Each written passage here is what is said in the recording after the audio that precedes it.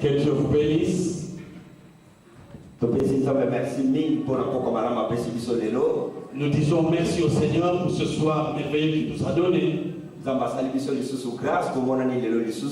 Dieu nous a fait encore grâce, nous nous sommes rencontrés encore ce soir. Hier c'était un jour béni pour chacun de nous qui était là. Comme Dieu renouvelle toujours sa bonté, il nous a fait encore grâce afin que nous soyons bénis ce soir.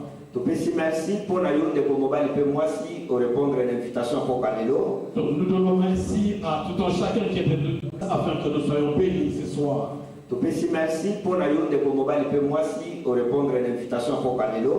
Donc nous donnons merci à tout un chacun qui était là, tout un chacun de nous qui a répondu ce soir.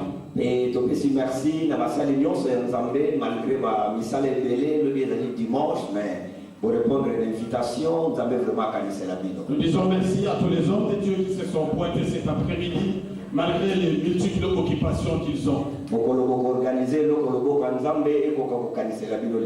jour où vous allez programmer, vous aurez un programme, c'est vrai que le Seigneur se souvienne de vous. Comme tu as lu dans la fiche, le thème c'est ne vous inquiétez de rien. C'est une parole que Dieu nous a donnée. Dans sa parole, ne vous inquiétez de rien. C'est sur cela que nous allons continuer ce soir. Hier, nous avons lu dans le livre de Marc au chapitre 4 comment est-ce que les disciples ont rencontré un problème qui a provoqué de l'inquiétude dans leur cœur. Les inquiétudes qu'ils avaient, ils ont demandé à Jésus, est-ce que toi tu ne t'inquiètes-tu pas? Et cela veut nous faire voir qu'ils étaient déjà inquiets. Mais toi à ton tour, ne t'inquiètes-tu pas que nous périssons?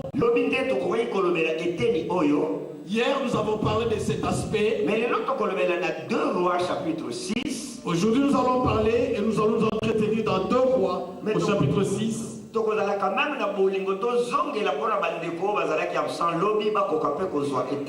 sommes recommandés, nous sommes poussés de reprendre ce qui a été dit hier pour que certains puissent être ensemble avec nous. Nous avons dit que l'inquiétude vient des choses que nous vivons,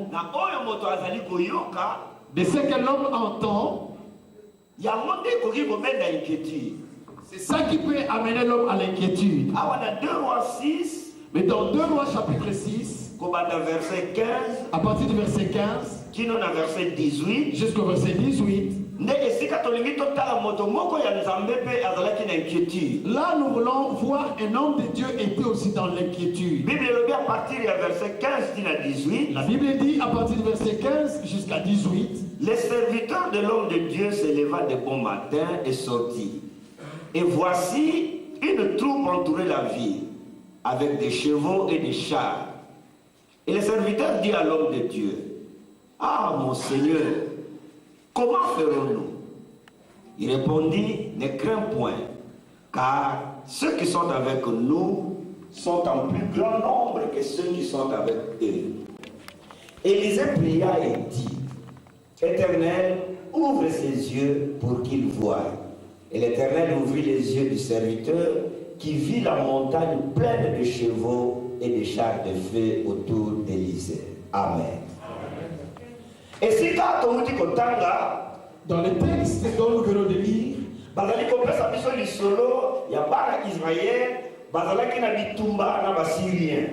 on nous parle des Israélites qui étaient en combat avec les Syriens. le chef de Syrien, il était en train de remonter un plan pour confronter les Israélites. Chaque fois qu'il préparait son plan, le peuple israélite était au courant de tout ce qu'il lui préparait. Alors le chef fait asseoir son peuple. Qui au milieu de nous ou au milieu de vous est en train de vendre le plan à l'ennemi? Un parmi ces peuples,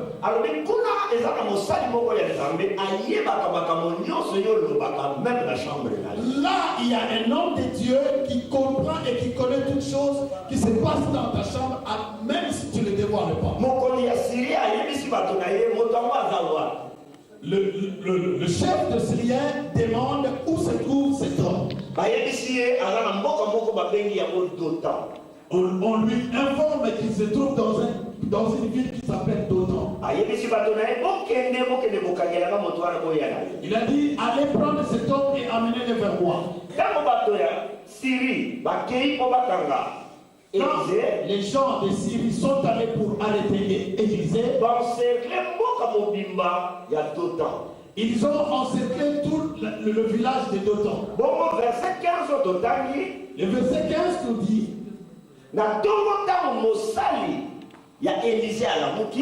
le matin, quand le serviteur d'Élie se réveillait, il a vu tout le pays de Dotan était encerclé par les Syriens. Ça lui a fait peur. Cela a créé de l'inquiétude dans son cœur. Cette inquiétude l'a poussé à demander qu'est-ce que nous allons faire. Notre ville est encerclée. Le peuple qui avait encerclé les Israélites était plus fort que les Israélites. Il était plus fort que ce peuple. Alors il s'est demandé qu'est-ce que nous allons faire. Quand il était inquiet, Élisée était dans la même situation. Les prophètes étaient aussi dans la même situation. Dans la même ville. Inquiétude dans Élisée. L'inquiétude n'était pas dans Élisée. Deux personnes dans un même pays, dans la même situation, l'un est inquiet, mais l'autre ne l'est pas. L'un a peur, mais l'autre n'a pas peur. L'autre se demande qu'est-ce que nous allons faire.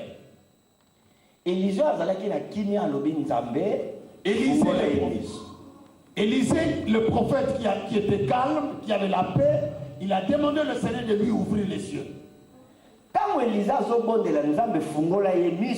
Pendant qu'Élisée priait, que le Seigneur lui ouvre les yeux, le serviteur d'Élisée n'était pas aveugle. Mais on est en train de prier pour lui afin que Dieu lui ouvre les yeux. Quand le problème est là comme moto. Parce que quand le problème vient dans la vie de quelqu'un, l'inquiétude prend de la place. Quand l'inquiétude prend de la place dans la vie de quelqu'un, ça le rend aveugle. L'homme ne regarde plus bien tel qu'il devrait regarder. Nous allons en parler tout au long de notre message de samedi. Quand tu l'as prié, le Seigneur de lui ouvrir les yeux. La prière n'est pas seulement une récitation. Dieu écoute la prière. Dieu a écouté ce que Élisée lui avait dit. La prière n'est pas un passe-temps. Quand tu es en train de prier, tu es en train d'appeler à l'existence des choses qui n'existaient pas. Dieu a écouté la demande d'Élisée. Dieu qui a dit demander et tu recevras. Il a répondu au désir d'Élisée. Il n'a pas ouvert les yeux de cet homme qui était aveugle, mais un autre dimension des yeux. Maintenant, il a vu ville mobimba ya Dotan, toute la ville de Dotan. Bapunda ya moto na bashar ya moto bazingeli mboka. Des chevaux na bashar, des chevaux et des chars. Des chevaux et des chars ont encerclé la ville. C'était des chars et des chevaux de feu. C'était des chars et des chevaux de feu. Alors, il était en train de voir auparavant autre chose. Quand le problème vient en nous, nos premiers yeux voient toujours le problème. Mais lorsqu'on lui a ouvert les yeux, il est arrivé à voir des choses qu'il n'avait pas vues auparavant. Tu es inquiet et tu ne vois pas quelque chose qui est caché derrière. Moi, patience, un peu de patience, mon frère, ma soeur, nous aurons à être éclairés à la lumière de cette situation. Au commencement, il avait peur. Parce qu'il avait vu les ennemis encercler la ville. Mais quand on lui a ouvert les yeux, il a vu maintenant comment Dieu est en train de protéger son serviteur. La peur était partie. Mais faisons un tour en arrière. Hier, nous avons parlé. Notre peur vient des choses que nous sommes en train de vivre. Même notre inquiétude provient des choses que nous sommes en train de vivre. Peut-être que tu es dans le chômage. Peut-être que le mariage n'est pas encore là. Peut-être que l'enfant n'est pas encore là. Peut-être que tu n'as pas encore un séjour. Peut-être que tu es dans la maladie. C'est que l'homme vit. C'est ce qui le pousse à l'inquiétude. Mais Dieu connaît les dangers qui se trouvent dans l'inquiétude.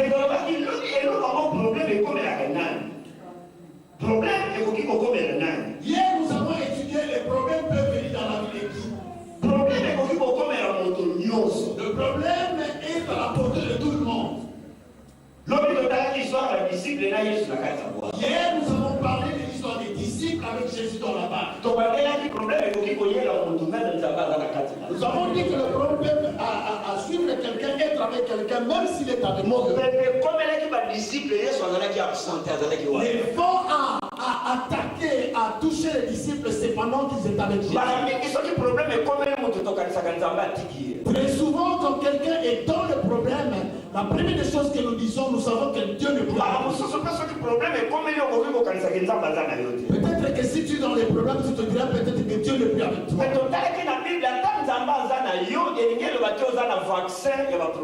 Nous avons lu dans les Écritures que même si Dieu est avec toi, tu n'as pas reçu un vaccin pour te protéger contre les problèmes. Apocalypse 12, verset 7. Apocalypse 12, verset 7, nous avons lu. Il y eut guerre au ciel. Il y eut guerre dans le ciel. Au ciel,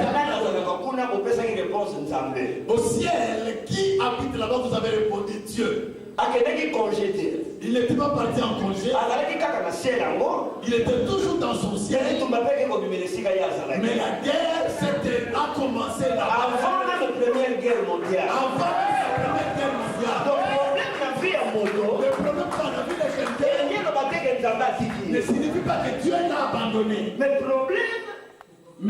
Problème est la leçon, problème est la cours. Le problème c'est une leçon, le problème c'est un enseignement dans la vie d'un homme. Plusieurs fois quand le problème arrive, notre première prière, Dieu pourquoi m'as-tu abandonné? Si tu veux apprendre quelqu'un à l'autre, tu ne l'abandonneras pas directement, tu continueras à les saisir de temps en temps. Le problème ne signifie pas que Dieu est absent. Dieu était avec Israël. Il marchait avec eux. Mais les combats étaient toujours avec eux.